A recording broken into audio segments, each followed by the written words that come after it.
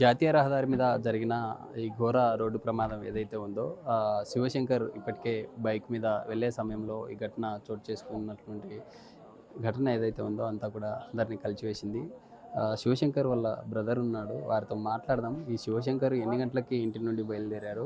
Brother చెప్పండి, మీ తమ్ముడు శివశంకరు ఎన్ని గంటలకి ఇంటి నుండి వెళ్ళారు? అసలు చివరిగా మీతో ఏం మాట్లాడారు? ఎందుకు ఆ టైంకి వెళ్ళొచ్చు? మా తమ్ముడు చివరగా ఇంటికొచ్చి 7 గంటలకి ఏం చెప్పలేదు సార్. ఏం చెప్పకుండా ఇంట్లో నుంచి వెళ్ళిపోయినాడు బైక్ తీసుకొని. ఇంక తర్వాత ఏం జరిగిందో మాకు తెలీదు. ఇంట్లో వాళ్ళకి తెలుసు. మా అమ్మ వాళ్ళకి తెలుసు. ఏమన్నా వాళ్ళతోనే మాట్లాడిండొచ్చు. నాకు తెలియడం ఏమంటే మా అమ్మ వాళ్ళకి ఏం చెప్పినాడని, మేము ఈడ చోట ఉన్నా, నేను డోన్లో ఉన్నానులే, వస్తలే అనే మాట చెప్పినాడంట సార్. అంతే. ఇంక ఆ మాట చెప్పినాడంట. ఇంకా సర్లే వస్తాడని వీళ్ళు నిద్రపోయినారు. పొద్దున్న 7 గంటలకి మాకి యాక్సిడెంట్ అయింది, ఇటు మీ పిల్లోడైనా కాదో చూసుకుందరా అని మా గేరు వాళ్ళు పెద్దలు ఉంటారు కదా, వాళ్ళు వచ్చి చెప్తే మేము పోయి చూస్తే మా తమ్ముడే అని తెలిసి మేము హాస్పిటల్ దగ్గరకు వచ్చినాం సార్. అంటే ఏం జరిగింది? వెళ్ళి చూసారా మీరు ఆ స్పాట్కి వెళ్ళి? అక్కడికైతే వెళ్ళలేదు సార్. అక్కడికి నేను వెళ్ళలేదు. మా పేరెంట్స్, మా అమ్మ వాళ్ళు వెళ్ళారు. నేను ఒకళ్ళు పోయొచ్చు. 7 గంటలకి మీకు ఫోన్ చేసి ఈ పలానా డెడ్ బాడీ ఉంది అని ఫోన్ చేశారు. ఎవరు ఫోన్ ఫోన్ చేసి ఏం మాట్లాడారు మొదట?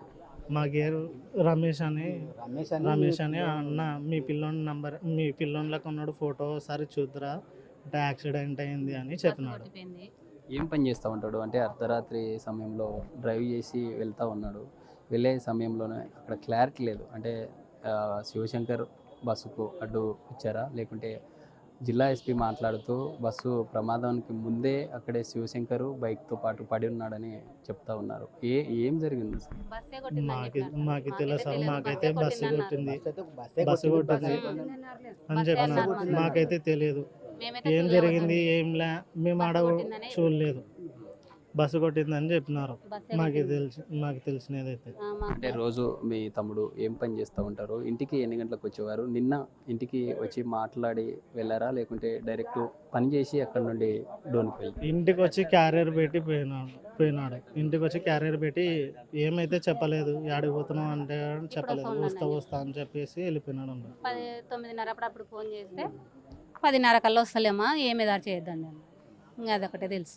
పొద్దున చూసే వరకు బస్సు కొట్టింది, మీ పిల్లోడు చనిపోయినాడు అని చెప్పినారు. అయితే మీతో ఎలా ఉండేవారు? అంటే బాగుంటాడు, మంచి పిల్లోడు. ఎవరిని ఏం కొట్లాడతాడు కాదు, ఎవరిని ఏమన్నతోడు కాదు, బాగుంటాడు. మరి కొంతమంది ఉన్నారు, వారితో కూడా మాట్లాడదాం. అన్న చెప్పండి, శివశంకర్ ఎలా ఉండేవారు? అంటే చివరిగా నిన్న మాట్లాడారా ఏదన్నా వెళ్ళే ముందు? సార్ నాకు సొంతం అల్లుడే, నా మేనల్లుడే. కానీ నాకు మా అన్న మాట్లాడినాడు, కానీ నిన్న ఏం కనపడలేదు, మాట్లాడలేదు సార్. నాతో అయితే ఏం కలవలేదు. కానీ నాకు పొద్దున మా ఫ్రెండు నీ అల్లుడు చిన్నగాడేనా అని ఫోన్ చేసి నాకు చెప్తేనే తెలుసు. అంతే, నాకు అంతవరకు అయితే ఇంకా ఏం తెలియదు.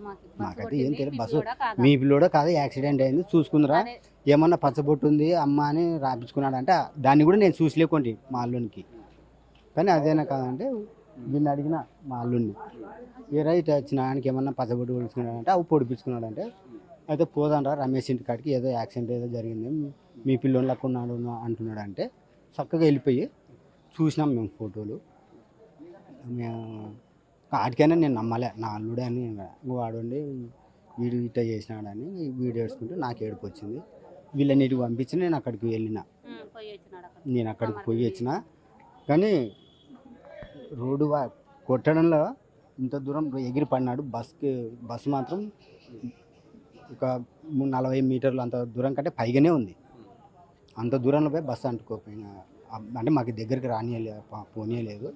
దూరం ఉంటే చూసి వచ్చిన. బస్సు ఈ శివశంకర్ని ఢీకొట్టిన తర్వాత అక్కడే ఆగి ఉంటే నిజంగా ఈరోజు ఈ ప్రమాదం జరిగేదా? ఆగి ఉండేదంటారా? 20 మంది చనిపోయేవారు.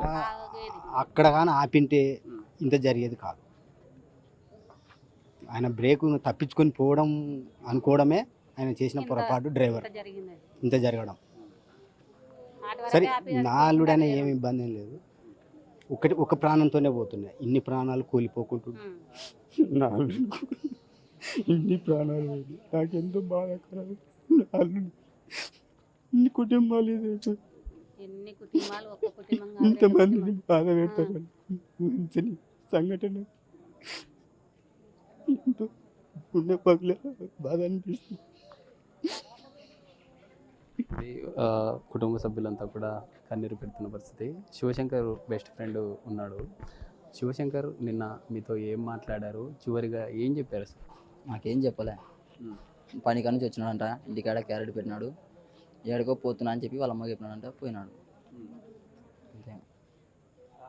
ఎలా ఉండేవారు శివశంకర్, మీతో ఎలా ఉండేవారు? నిజంగా ఈ శివశంకర్ అడ్డు రావడం వల్లే ఈ ఘటన జరిగిందా, ఏం జరిగింది అసలు? బస్ అయినా తప్పన వాడడం ఎందుకు వస్తాడు, ఆయన పోయి గుద్దడం వల్ల ఇట్లా జరిగింది కదా.